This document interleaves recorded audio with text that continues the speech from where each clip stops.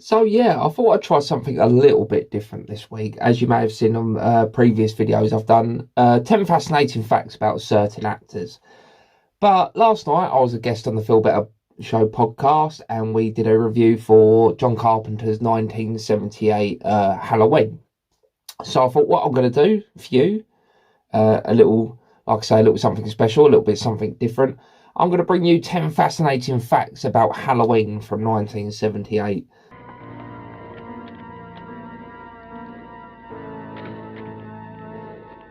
Michael? Number 10, the original title for the movie was The Babysitter Murders, which kind of goes hand in hand with, with what kind of happens in the movie.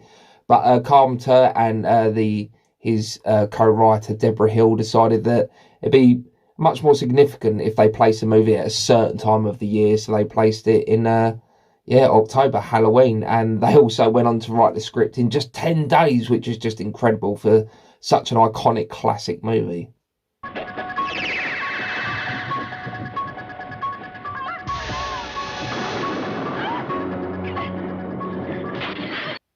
Number 9, this is actually Jamie Lee Curtis's big feature debut. She was absolutely in love with John Carpenter's Assault on Precinct 13, so she thought she'd come along and audition for the role, and she got it, and we got one of the most iconic, I want to say, scream queens in cinematic history. She kind of made the role her own.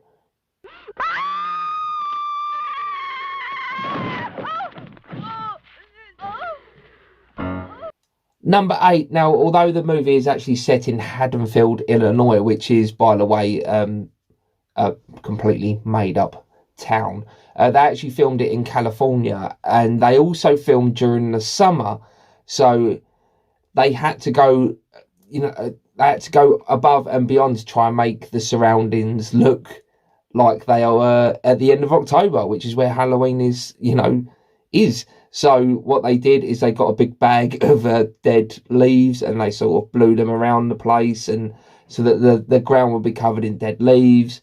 And they made sure that when they filmed, they tried to keep certain aspects out of the screen, like the big sun and palm trees and stuff like that. I think it's great the fact that they've gone above and beyond to try and hide the fact that they did film in the summer, because again, it is October. But yeah, it's just a crazy thing to think about. Exploring uncharted territory. Totally charted. Just talk. Sure. The only reason she babysits is to have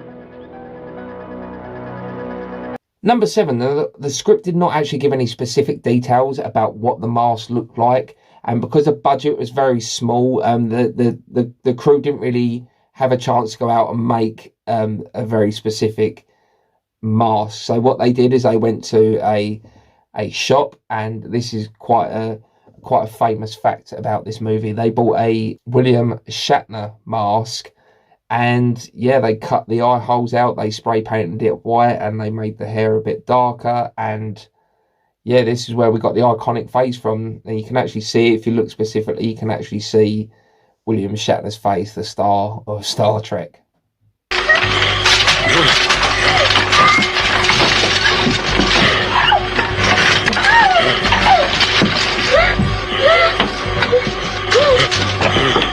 Number 6, the character of Dr. Sam Loomis was actually named after a character in Alfred Hitchcock's Psycho.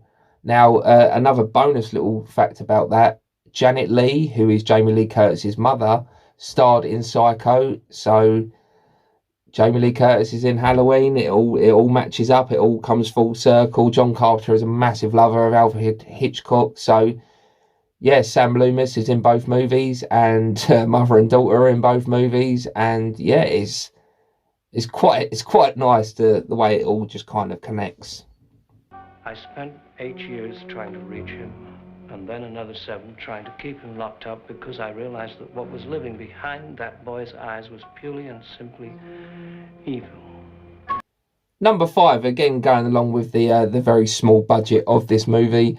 Pretty much all of the cast provided their own wardrobe. They just kind of showed up in whatever they were wearing, and that was their costumes.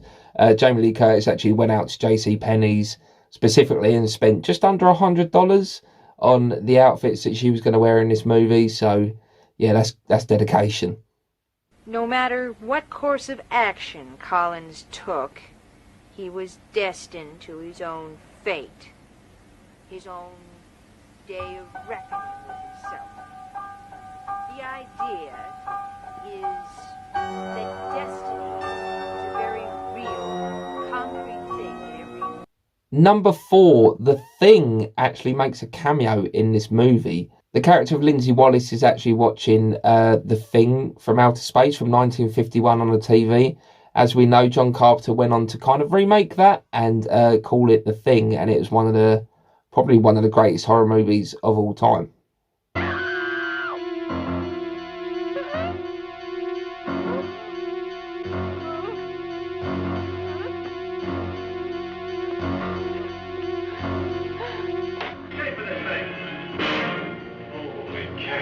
Number 3, the Myers house that we can see throughout the movie is an actual real abandoned house.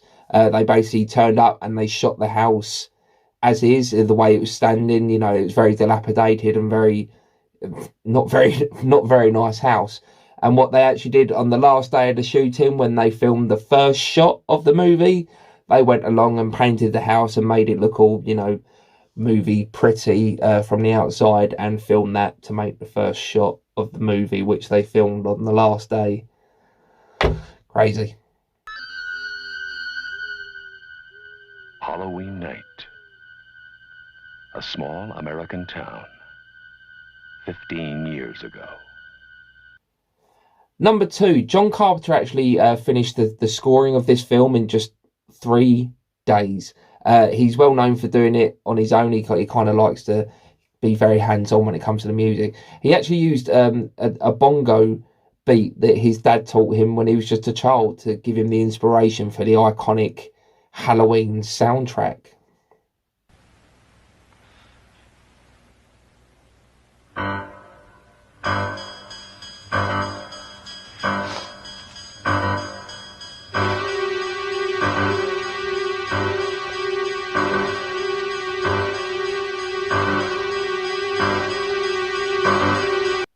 And number 1, this fact is actually really interesting to me. Just the fact that in 1978 and now, if you compare the length of time that movies take to be made, is just incredible.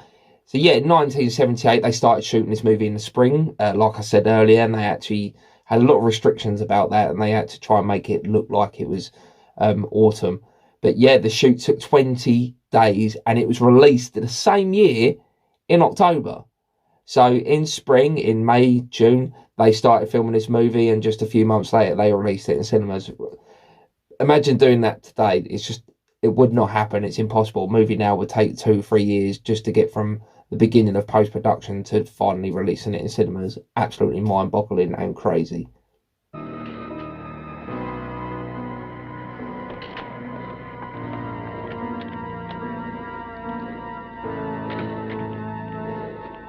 Michael? Halloween. But yeah, there you have it. There are 10 fascinating facts about John Carpenter's Halloween from 1978. An absolute classic, one of my favourite horror movies, one of my favourite horror characters, actually, in Michael Myers. But yeah, it's such an iconic and brilliant movie. What do you think about it, though? Let me know in the comments down below, and let me know if there's any facts that I missed out that you know about that I need to be reminded of. Please do hit me up in the comments. We'll have a conversation about it. If you enjoyed this video, feel free to give me a like and maybe subscribe to my channel, and I'll speak to you soon. Goodbye.